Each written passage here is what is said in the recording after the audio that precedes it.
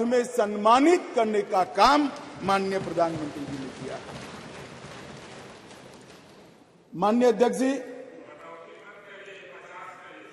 ये जो संविधान संशोधन है, ये संविधान संशोधन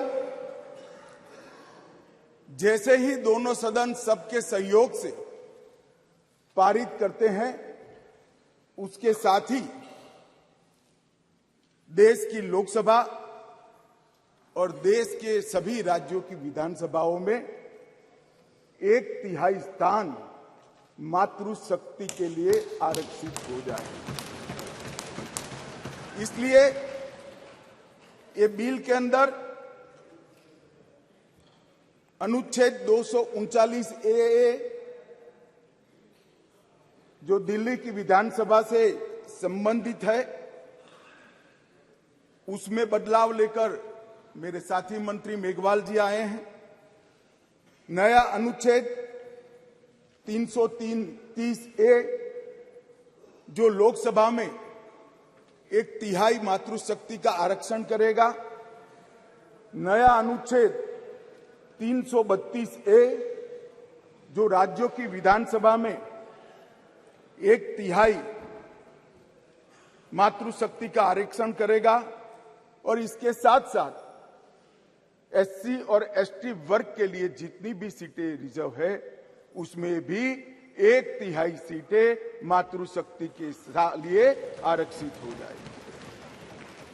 माननीय अध्यक्ष जी, इसके साथ महिलाओं के अधिकार की एक लंबी लड़ाई का अंत हो जाएगा, और जिसकी कल्पना इस G20 की बैठक में सम्माननीय नरेंद्र भाई ने समग्र विश्व के सामने रखी, वुमन लेड डेवलपमेंट, उसके नए युग के श्री गणेश इसी बिल से होने जा रहे हैं।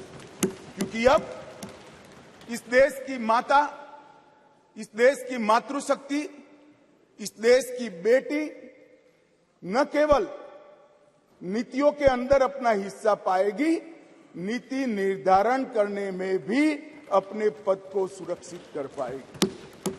माननीय अध्यक्ष जी, कुछ पार्टी के लिए महिला सशक्तिकरण एक पॉलिटिकल एजेंडा हो सकता है। कुछ पार्टियों के लिए महिला सशक्तिकरण, माननीय अध्यक्ष जी, एक राजनीतिक मुद्दा हो सकता है।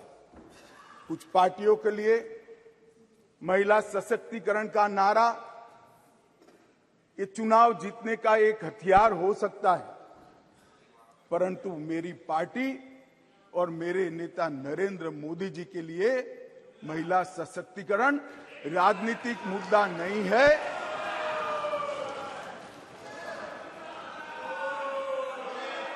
फिर से सुनिए, मेरी पार्टी और मेरे नेता नरेंद्र मोदी जी के लिए महिला सशक्तिकरण राजनीतिक मुद्दा नहीं, मान्यता का सवाल है, मान्यता का सवाल। माननीय अध्यक्ष जी, किसी भी सिद्धांत के लिए किसी व्यक्ति या संस्था इसका आकलन करना है कि सिद्धांत के प्रति मान्यता कितनी दृढ़ है, तो कोई एक घटना, कोई एक कदम से नहीं बनाया जा सकता। प्रधानमंत्री नरेंद्र मोदी जी जब संगठन का काम करते थे, भारतीय जनता पार्टी के संगठन महासचिव थे गुजरात प्रांत के, और गुजरात में भारतीय जनता पार्टी की वडोदरा कार्यकारिणी हुई थी। उस ऐतिहासिक कार्यकारिणी में मोदी जी के रोल के कारण ही भारतीय जनता पार्टी के संगठनात्मक पदों में 1/3 रिजर्वेशन माताओं के लिए किया गया। और ऐसा करने वाले मैं गर्व से कह सकता हूं कि मेरी पार्टी सबसे पहली पार्टी है और मेरी पार्टी सबसे अंतिम पार्टी है। माननीय अध्यक्ष जी, मोदी जी जब मुख्यमंत्री थे, ढेर सारे लोगों को मुख्यमंत्री रहते हुए ढेर सारी भेंटें मिलती हैं। ज्यादा से ज्यादा सभी लोग इसको तोशाखाना में आरक्षित रखवा देते हैं। मोदी जी ने उस वक्त निर्णय किया था और सार्वजनिक घोषणा भी की थी कि जितनी भी भेंट आएगी उसका ऑक्शन होगा और वो बच्चियों की पढ़ाई लिखाई के लिए खर्च की जाए। माननीय अध्यक्ष जी, सीएम रहते हुए भी उनको प्रधानमंत्री देश की जनता ने चुना। 2014 में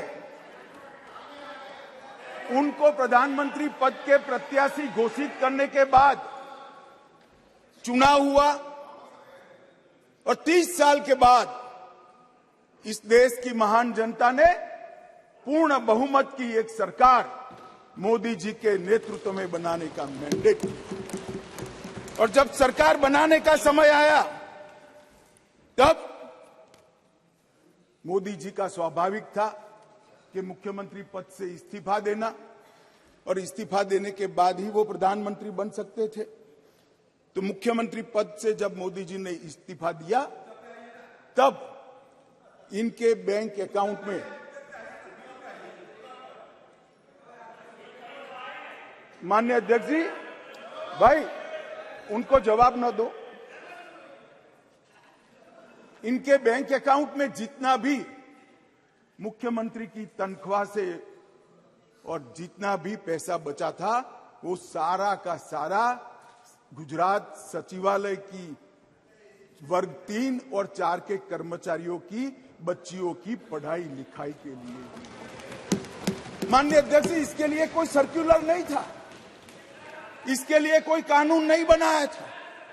यही मोदी जी थे जब गुजरात के मुख्यमंत्री थे तब बेटी बचाओ बेटी पढ़ाओ का नारा देश भर में दिया और गुजरात में उनके प्रयासों से जन जागृति के माध्यम से कोई कानून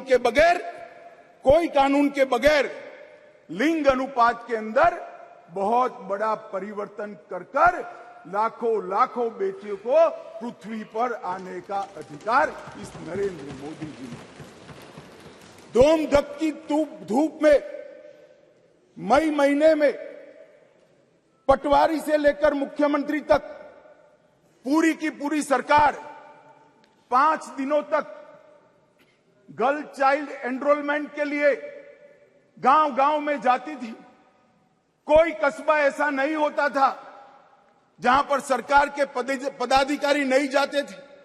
पंच, सरपंच, जिला पंचायत के सदस्य, तहसील पंचायत के सदस्य, विधायक, सांसद, मुख्यमंत्री, मंत्री सभी लोग जाते थे और बच्चियों को पढ़ाने के लिए, उनके एनरोलमेंट के लिए और ड्रॉप आउट रेशियो के कम करने के लिए, उनको फिर से पुनः दाखला दिलाने के लिए गांवों में निवास करते थे। माननीय अध्यक्ष जी, बेटी बचाओ बेटी पढ़ाओ, इसका परिणाम क्या था? एक और तो लिंग अनुपात में बहुत बड़ा अंतर आया और दूसरी ओर कांग्रेस पार्टी जो लेगेसी छोड़कर गई थी गुजरात में, उसमें प्राइमरी एजुकेशन में 37% ड्रॉप आउट रेशियो था और मोदी जी जब मुख्यमंत्री से प्रधानमंत्री बनने के आए तब वो 30% ड्रॉप आउट रेशियो घटकर 0.70% माननीय अध्यक्ष जी, इसलिए मैं कहता हूं कि हमारे लिए राजनीतिक मुद्दा नहीं है, हमारी मान्यता का मुद्दा है, हमारे स्वभाव का मुद्दा है, हमारी कार्य संस्कृति का मुद्दा है।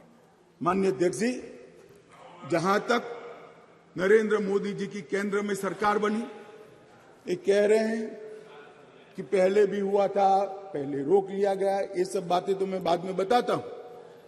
परंतु ये जो महिला सशक्तिकरण की बात है, ये संविधान संशोधन से जुड़ी हुई नहीं है।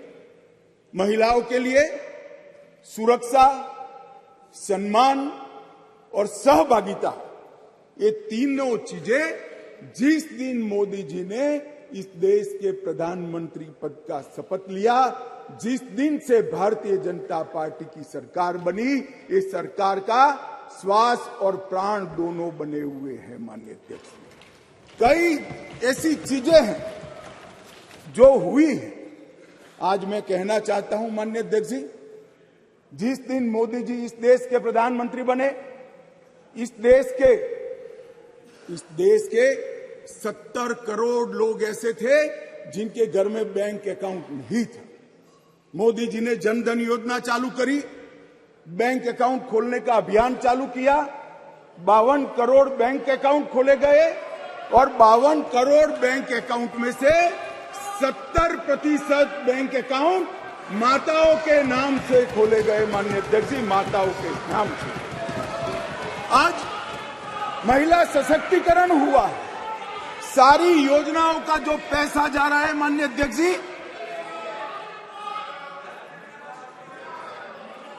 किसने 10 मिनट दिए मुझे? आप वहां बैठकर टाइम दोगे? अरे सुनने की आदत डालो भाई, आप वहां बैठकर मुझे टाइम दोगे? माननीय सदस्य प्लीज। मैं मेरी पार्टी के टाइम में बोल रहा हूं। आप कौन फैसला करने वाले होते हैं? माननीय गृह मंत्री जी। माननीय अध्यक्ष जी, आज कोई भी स्कीम का पैसा जाता है तो वो महिला के बैंक अकाउंट के अंदर जाता है। माननीय अध्यक्ष जी, कांग्रेस ने इस देश में 5 दशक से ज्यादा शासन किया। 11 करोड़ परिवार ऐसे थे जहां शौचालय नहीं था। गरीबी हटाओ के नारे दिए, मगर गरीबों की कोई व्यवस्था नहीं कर पाई थी। और जब एक घर में एक शौचालय नहीं होता है तो मान्यवर सबसे ज्यादा तकलीफ युवा बेटी, बहन और मां को होती है। मान्यवर, शौचालय न होने की पीड़ा तो वही जान सकते हैं जिनके घर में युवा बेटी हो और शौचालय न हो। 11 करोड़ घर ऐसे थे जिनके घर में शौचालय नहीं था। मोदी जी ने पहले 5 साल के अंदर ही 11 करोड़ 72 लाख। सदन की सहमति हो तो इस विधेयक के प्रस्ताव को पारित होने तक और चर्चा होने तक सदन का समय बढ़ाया जाए। माननीय गृह मंत्री जी। मान्यवर, ये 11 करोड़ 72 लाख शौचालय बने, किसका एम्पावरमेंट हुआ? ये 11 करोड़ 72 लाख शौचालय बनने से माताओं का, बहनों का, बेटियों का सम्मान हुआ, उनका सशक्तिकरण हुआ। 10 करोड़ परिवार धुएं से युक्त थे। कंडे और टहनियां जलाकर आंख का नेत्रमणि खत्म हो जाता था, फेफड़े फाइब्रोसिस से भर जाते थे।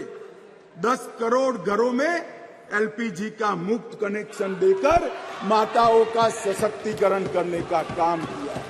3 करोड़ से ज्यादा माताओं को घर दिया और वो घर माता के नाम से करने का काम हमारे प्रधानमंत्री नरेंद्र मोदी जी। मान्यवर, 12 करोड़ घर ऐसे थे जहां पीने का पानी नहीं था। अब जो समाज के अंदर रहते हैं, जो जमीन को जानते हैं, उनको मालूम है कि घर में पीने का पानी नहीं है तो पीड़ा सबसे ज्यादा किसको होती है, किसको ज्यादा तकलीफ होती है। घर में पीने का पानी नहीं है तो घर की माता को ही तकलीफ होती है। 12 करोड़ परिवारों के घर में नल से जल पहुंचाने का काम नरेंद्र मोदी जी। हर घर के अंदर 80 करोड़ लोगों को हर घर में प्रति व्यक्ति प्रति माह 5 किलो अनाज फ्री ऑफ कॉस्ट देने की शुरुआत की। जब चूल्हा नहीं जलता है ना मान्यवर, बच्चे भूखे रहते हैं तो सबसे बड़ा चूल्हा तो नहीं जलता है मगर मां का दिल जलता है। मान्यवर, मां का दिल जलता है। ये भूखे परिवारों को 5 किलो अनाज प्रति व्यक्ति देने का काम हमारे नेता नरेंद्र मोदी जी ने किया। 3 करोड़ 18 लाख सुकन्या समृद्धि खाते खोले। मान्यवर, 3 करोड़ महिलाओं को मातृवंदना योजना के तहत फायदा पहुंचाया। मान्यवर, लगभग 26 सप्ताह का मातृत्व अवकाश, पेड मैटरनिटी लीव देने का काम हमारे नेता नरेंद्र मोदी जी ने। और एम्पावरमेंट